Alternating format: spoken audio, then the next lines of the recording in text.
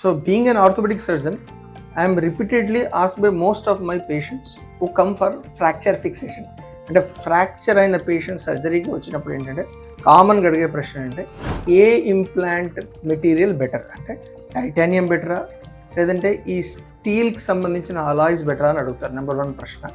ఏ implant వల్ల జంగు లేదంటే చిలుము రావచ్చు అని కూడా అడగడం జరుగుతుంది. సో నా ఆన్సర్ ఏంటంటే, ఫస్ట్ ఆఫ్ ఆల్ బోన్ హీలింగ్కి 2 materials almost the same, but the only difference ఏంటంటే ఈ టైటానియం మెటీరియల్తో వాడిన ఇంప్లాంట్స్కి ఏంటంటే కొంచెం డక్టిలిటీ అంటే ఎలాస్టిసిటీ అనేది ఎక్కువ ఉంటుంది.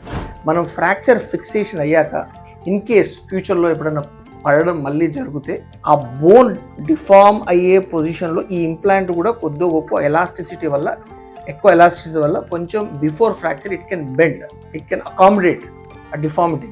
బట్ అదే స్టెయిన్లెస్ స్టీల్ అనుకో, ఇట్స్ ఎ రిజిడ్ ఫిక్సేషన్, డెఫినెట్గా ఇంప్లాంట్ అనేది బ్రేక్ అయ్యే ఛాన్స్ ఉంటుంది. That's number 1. So the second point ఏంటంటే ఈ టైటానియం కావచ్చు, స్టీల్ ఇంప్లాంట్స్ కావచ్చు, వేటి వల్ల కూడా మనకు చిలుము అనేది మాత్రం ఎట్టి పరిస్థితులు రావు, ఎందుకంటే they are all biocompatible implants. So చాలా సంవత్సరాల నుండి steel implants were also doing the best job in fracture fixation. ఇప్పుడు కొత్తగా టైటానియం వచ్చాయి, అంత మాత్రాన స్టెయిన్లెస్ స్టీల్ వల్ల మనకి, ఈ స్టీల్ ఇంప్లాంట్స్ వల్ల మనకి చిలుము అనేది మాత్రం రాదు. That is what I want to tell you.